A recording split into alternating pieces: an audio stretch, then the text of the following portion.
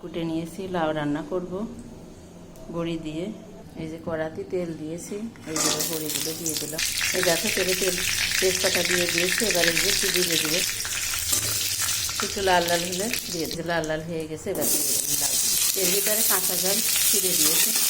এই যে পরিমাণ মতো লবণ দিলাম, হলুদ দিয়ে দিলাম, এই যে একটু চিনি দিয়ে দিলাম। একটু নাড়তে হবে, ভাজা ভাজা করতে হবে।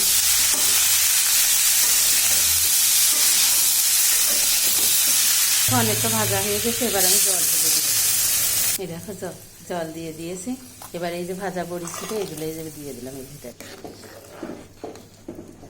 এবার কিন্তু ঢেকে দিতে হবে, কিছুক্ষণ হবে এইভাবে, 5 মিনিট অন্তত হবে। আমি এই যে 2-3 মিনিট পরে তুলেছি, এখন আরেকটু হবে। একটু নেড়ে দিলাম, আবার একটু ঢেকে দেব।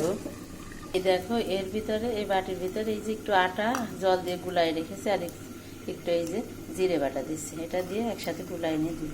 এই দেখো লাউটা সিদ্ধ হয়ে গেছে।